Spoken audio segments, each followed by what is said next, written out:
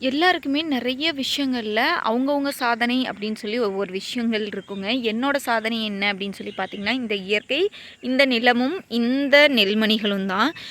என்ன அப்படின்னு சொல்லி பார்த்தீங்கன்னா, இயற்கையா அதாவது வேளாண்மை செஞ்சுட்ருக்க அவங்களோட பின்னணியில இருந்து வர குழந்தைகளுக்கு தெரியுங்க.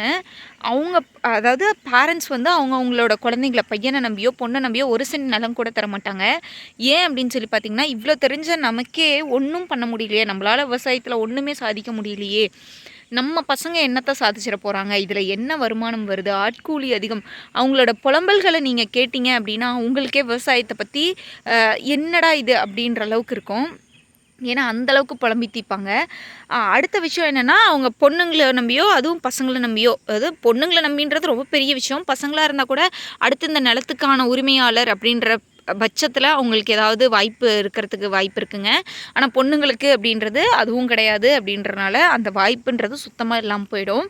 கோவிட்க்கு முன்னாடி அப்படின்ற சுச்சுவேஷனில் நிறையா பிளான்ஸை பற்றின ஆர்வம் எனக்கு முன்னாடியே இருந்து இருக்கும். ஆனால் அந்த கோவிட் பீரியடில் வந்து எனக்கு இன்னும் கொஞ்சம் ஆர்வம் அதிகமாச்சு. கோவிட் டைமில் நமக்கு பெருசாக ஆட்கள் வரமாட்டாங்க. அப்படிங்கும்போது நம்ம இறங்கி வேலை செய்கிற நிலைமைக்கு வர ஆரம்பித்தோம். அப்படிங்கும்போது புதுசாக வெரைட்டியாக இயற்கையில் இருக்கிற இயற்கை ரகங்களை தேடி நிறையா பண்ணோம்.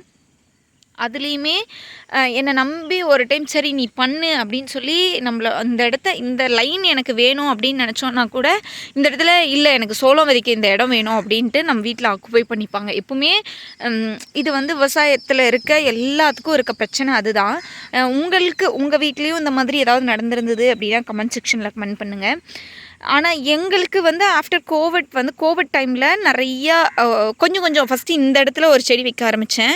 இது என் இடமா மாற்றினேன். அடுத்து அங்கே ஒரு செடி வைக்க ஆரம்பித்தேன். இதுலேருந்து இதுவரை என் இடமா மாற்றினேன்.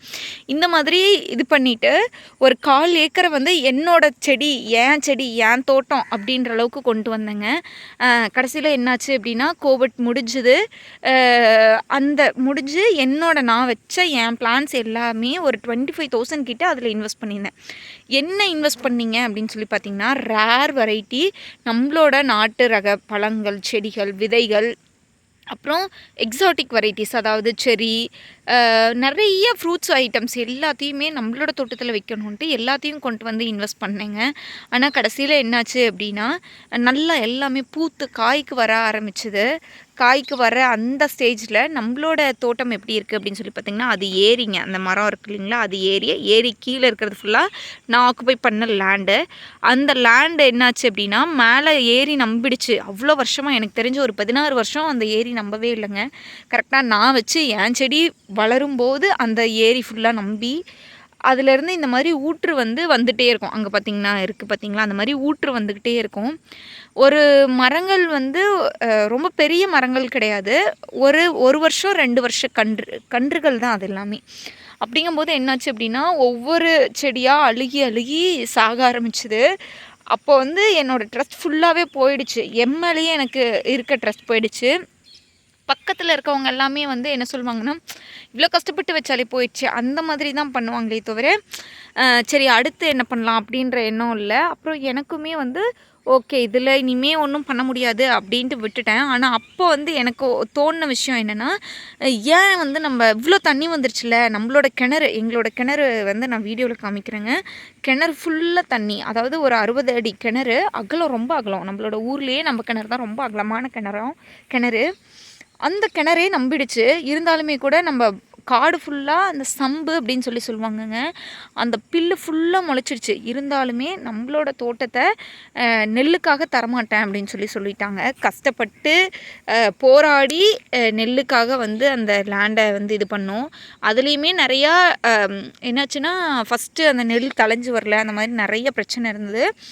இருந்தாலுமே ஒரு வருஷம் வீட்டு தேவைக்கான சாப்பாட்டு தேவையை அந்த நெல் பூர்த்தி பண்ணுச்சுங்க. அடுத்த வருஷம் எங்களோட தேவையும் பூர்த்தி பண்ணுச்சு, எங்கள் மாட்டோட தேவையும் பூர்த்தி பண்ணுச்சு.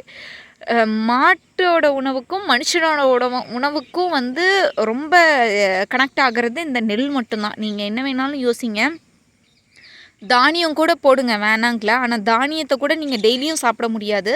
சாப்பிட்டு பழகலை நம்ம, ஆனால் நம்மளோட முன்னோர்கள் சாப்பிட்டு பழகியிருக்காங்க, நம்ம சாப்பிட்டு பழகலை. அதனால் அந்த இது என்ன ஆச்சு அப்படின்னா, எங்களோட 2 மாடு எங்களோட இது வீட்டில் வந்து எருமை தாங்க, எருமை, ஆடு, அப்புறம் நாங்கள் இப்படி தான் இருந்தோம். அப்படிங்கும்போது எருமைக்கு மாட்டுக்கு ஃபுல்லாகவே இந்த அடிப்பயிர் வைக்கோல் வந்து கிடச்சிது, எங்களுக்கு இந்த நெல்மணிகள் கிடச்சிது.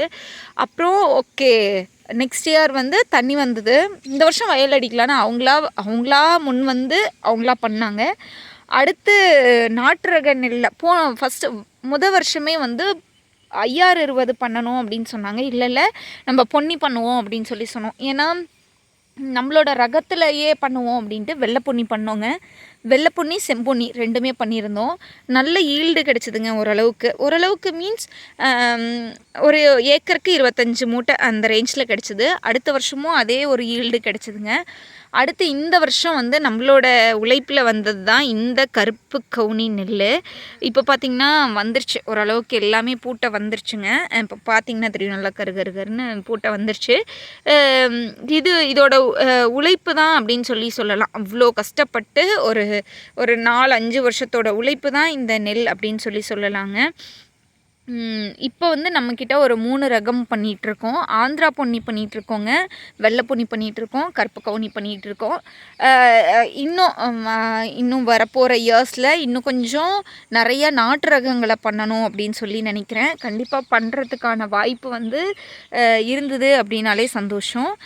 இந்த மாதிரி உங்களுக்கு ஏதாவது இருந்தது அப்படின்னா கமெண்ட் செக்ஷனில் கமெண்ட் பண்ணுங்கள். ஓகே ஃப்ரெண்ட்ஸ், தேங்க்யூ ஃபார் வாட்சிங் அண்ட் கீப் சப்போர்ட்டிங்.